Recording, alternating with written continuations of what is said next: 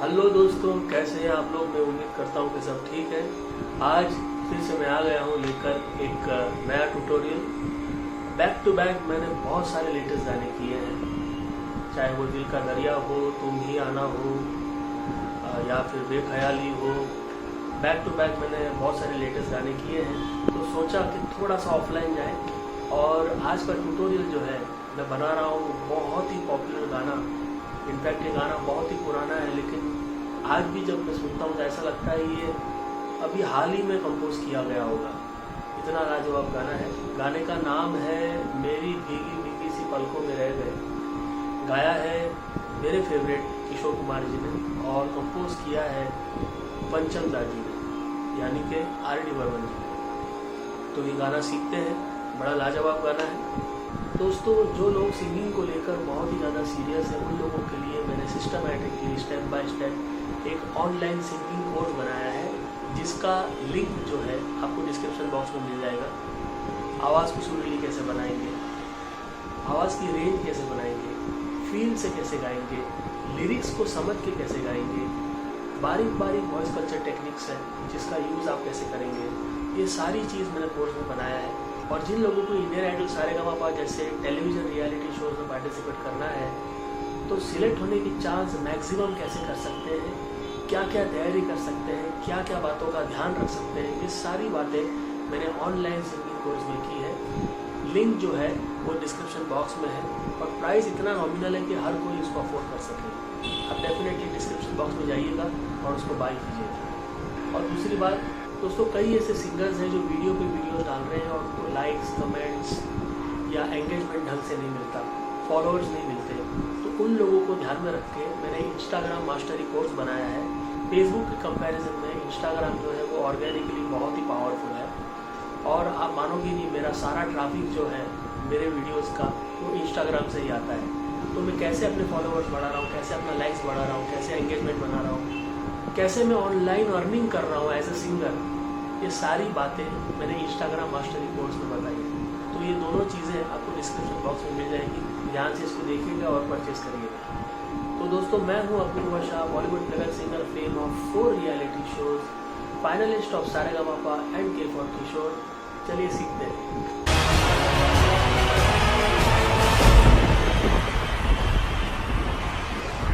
तो पहले गाने के टुकड़े को सुन लेते हैं।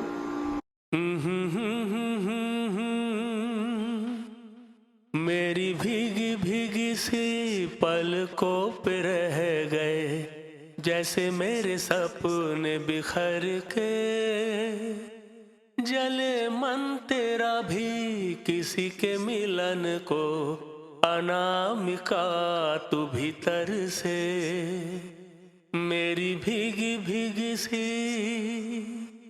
गाना जो है वो बी फ्लैट माइनर में है, अगर मैं मिस्टेक नहीं कर रहा हूँ तो बी फ्लैट माइनर।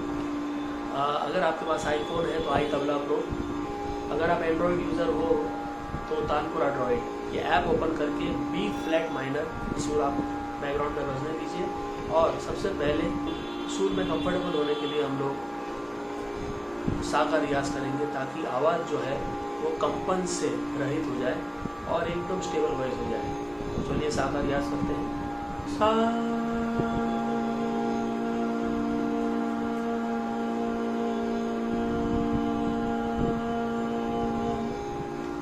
सा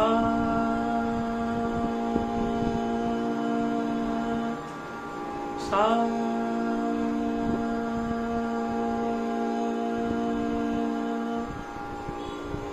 सा।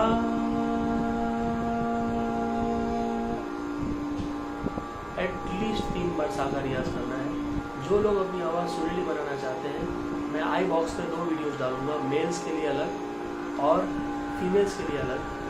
और सा का रियाज जो है उसके अंदर दिया हुआ है, ताकि सा का चिंतन करके, सा का मनन करके आप जो है अपनी आवाज़ में जो कंपन होती है, जो दुर्जारी होती है, उससे आपको मुक्ति मिल जाए।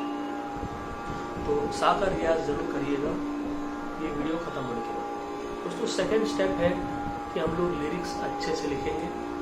और जो मेरे वीडियो रेगुलरली देखते हैं उनको पता है कि जहाँ जहाँ पर सिंगर ने सांस के लिए हॉल्ट लिया हुआ है, वहाँ पे आपको कॉमा मार्क करना है। कॉमा मार्क क्यों करना है? ताकि आपको पता चले कि सांस कहाँ पे लेना है। आप गाने में कहीं भी सांस नहीं ले सकते, ये डिसिप्लिन है। आप गाने में एक निर्धारित जगह पर ही सांस ले सकते हैं। तो कॉमा आपको बताएगा कि सांस आपको कहाँ लेना है। तो अच्छे से आप लिरिक्स लिख लीजिए।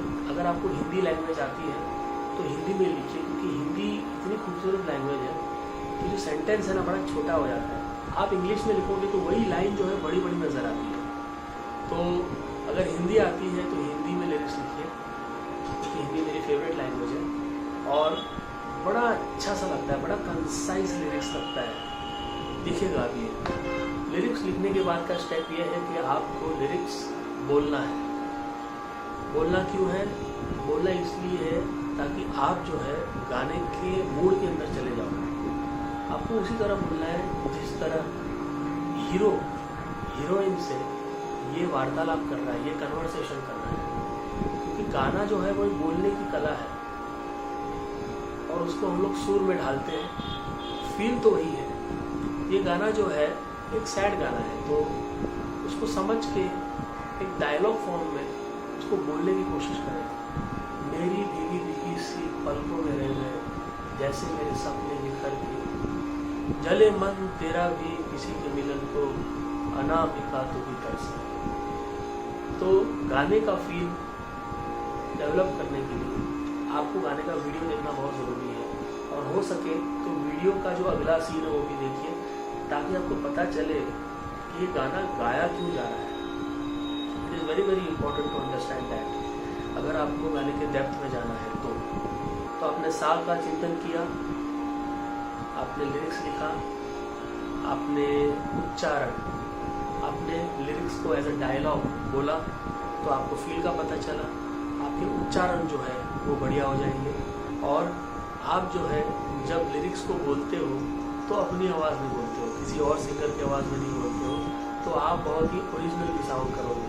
जी हाँ, जब आप लिरिक्स को बोलते हो तो आप किसी और की आवाज़ में नहीं बोलते हो, क्योंकि आप कोई मिमिक्री आर्टिस्ट तो हो नहीं, आप अपनी आवाज़ में ही बोलोगे। और जब लिरिक्स आप अपनी आवाज़ में बोलोगे तो आपको पता भी नहीं होगा कि आप अपनी आवाज़ में गाने लगोगे। कुछ सिंगर्स को ये आदत होती है कि जो ओरिजिनल सिंगर ने गाया होता है उसी की तरह इमिटेट करना। क्योंकि ये लेजेंडरी सिंगर है किशोर कुमार जी, तो उनको इमिटेट ज़रूर करिए आप, लेकिन उनकी स्टाइल को करिए, उनकी वॉइस को मत करिए। क्योंकि आप जब किसी और सिंगर की वॉइस की इमिटेशन करते हो तो उनके जैसा तो साउंड करते नहीं हो, अपने जैसा भी साउंड नहीं करोगे, तो आप कहीं की नहीं रहोगे। ट्राई करिए आप अपनी आवाज़ में गाने के लिए, और स्टाइल जो है, तरीका जो है वो ज़रूर कॉपी करिए। मैं उम्मीद करता हूँ कि ये बात आपको समझ में आ रही है। आवाज़ की नकल नहीं करनी है, स्टाइल की नकल करनी है। चलिए हम लोग स्टार्टिंग जो है एक हमिंग का एडलिफ है, वो किस तरह से मैं आपको बताता हूँ।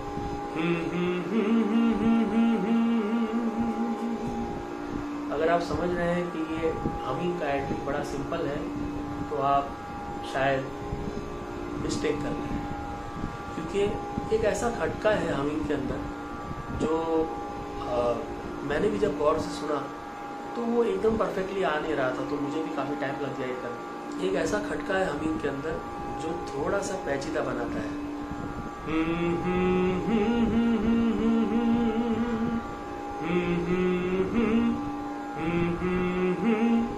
ये आप जो है पूरा आवर्तन करना है आपको, नहीं।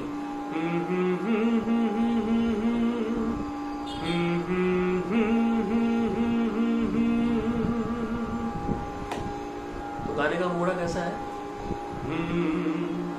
मेरी भीगी भीगी सी, उसी तरह जिस तरह से आपने हमिंग किया उसी तरह आपको शब्द जो है वो इनकॉर्पोरेट करके गाना है।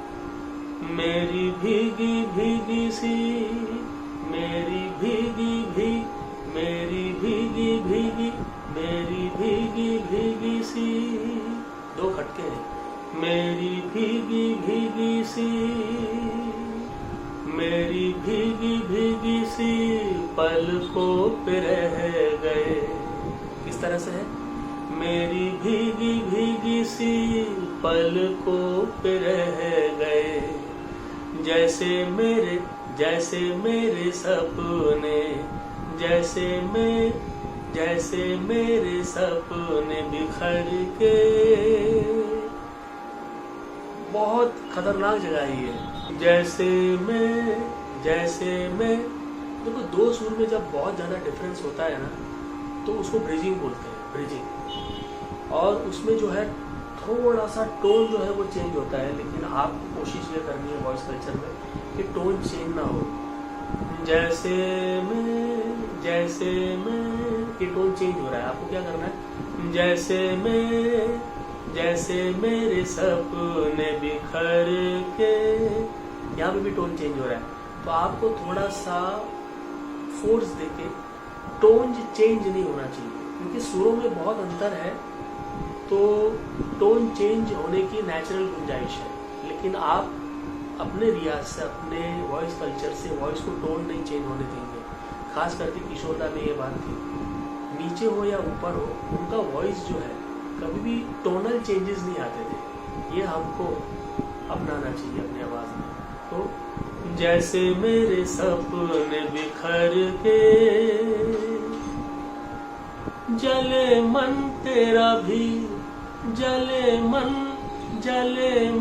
तेरा भी, किसी के मिलन को, ये लैंडिंग नोट्स है, किसी के मिलन को।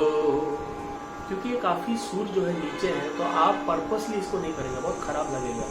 किसी के मिलन को नहीं, किसी के मिलन को, वजन उतना ही, मैंने बोला था ना टोन चेंज नहीं होना चाहिए। किसी के मिलन को नेचुरली फ्लो होने दीजिए आप।